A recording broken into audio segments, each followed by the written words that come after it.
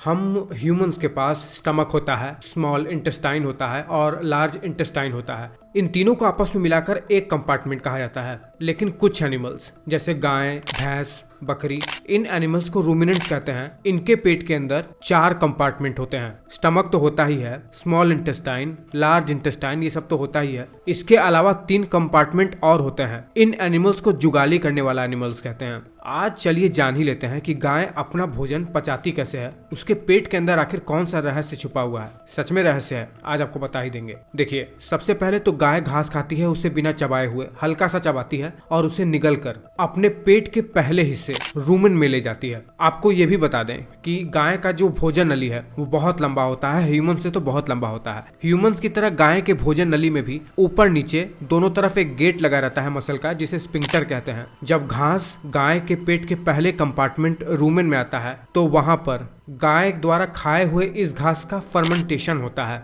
उसमें बैक्टीरिया काम करते हैं और उसे पचने योग्य बनाते हैं। क्योंकि घास में कॉम्प्लेक्स कार्बोहाइड्रेट होते हैं, इसलिए इस रूमेन में कुछ ऐसे माइक्रोब्स होते हैं जो इस घास को फर्मेंट करके इन कॉम्प्लेक्स कार्बोहाइड्रेट्स को ऐसा बना देते हैं कि गाय का पेट इसे आसानी से पचा सके। देखिए, यही कारण है कि हम ह्यूमंस घास को पचा नहीं पाते हैं, क्योंकि हमारे पास वैसी व्यवस्था नहीं है हमारे पेट के अंदर। गाय के पेट का पहला हिस्सा रूमेन, इसके लाइनिंग पर कुछ विशेष प्रकार की पैपिलीज होती हैं, फिंगर लाइक स्ट्रक्चर, जो फर्मेंट हुए प्रोडक्ट को बहुत ही आसानी से ऑब्जॉर्व करके डायरेक्ट ब्लड स्ट्रीम में मिला देता है। लेकिन बहुत ही थोड़ी मात्रा में ऑब्जॉर्प्शन हो पाता है इसमें कुछ मिनरल्स, थोड़े बहुत सिंपलर कार्बोहाइड्रेट्स वगैरह होते हैं। आपको बता दें कि गाय का जो रूमेन है ये बहुत बड़ा होता है। असल में इसका काम घास को स्टोर करने का होता है। गाय बस घास चरती रहती है और इसी रूमेन में आके इकट्ठा होता रहता है। उसे वो चबाती नहीं है ढंग से, बस वो फ्यूचर के लिए घास को यहाँ पर स्टोर करती है। इसके बाद रूमेन से ही लगा रहता है गाय के डाइजेस्टिव सिस्टम के कंपार्टमेंट का दूसरा भाग, जिसे कहते हैं रेटिकुलम,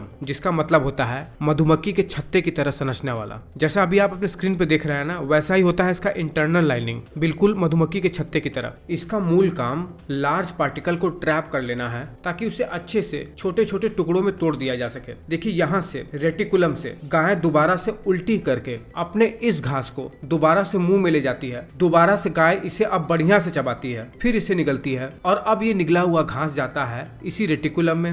रेटिकुलम बड़े बड़े पार्टिकल को ट्रैप कर लेता है और जो गाय चबाकर छोटे छोटे टुकड़े कर दिए घास को, उसे आगे बढ़ा देती है गाय के डाइजेस्टिव सिस्टम के तीसरे कंपार्टमेंट ओमेजम की तरफ। इस ओमेजम के इंटरनल लाइनिंग में मल्टीपल मस्कुलर के फोल्ड्स होते हैं, जो कि इस घास को फर्दर आगे फर्मेंट तो करते ही रहते हैं, साथ ही साथ ये वाटर को अब्सॉर्ब कर लेते हैं। Minerals, vitamins, volatile fatty acid जैसे छोटे छोटे चीजों को ये अब्सॉर्ब करना शुरू कर देते हैं। उसके बाद फर्दर ग्राइंड हुआ ये घास अब गाय के डाइजेस्टिव सिस्टम के चौथे कंपार्टमेंट एबोमेजम की तरफ ट्रांसफर हो जाता है, जो कि मच लाइक ह्यूमंस की तरह ही होता है। इसकी संरचना बिल्कुल ह्यूमंस की तरह ही होती है। इसमें एक स्टमक होता है, स्टमक से जुड़ा रहता है स्मॉल इंटेस्टाइन और स्मॉल इंटेस्टाइन से जुड़ा रहता है लार्ज इंटेस्टाइन। इसमें बिल्कुल ह्यूमंस की तरह ही एसिड बनते हैं। एसिड घास को और छोटे छोटे टुकड़े में तोड़ देता है, फर्दर उसे आगे ले जाता है स्मॉल इंटेस्टाइन में, जहां बाइल जूस आते हैं, जहां पर फैट का टोटल डाइजेशन हो जाता है और वो अब्सॉर्ब हो जाते हैं। और आगे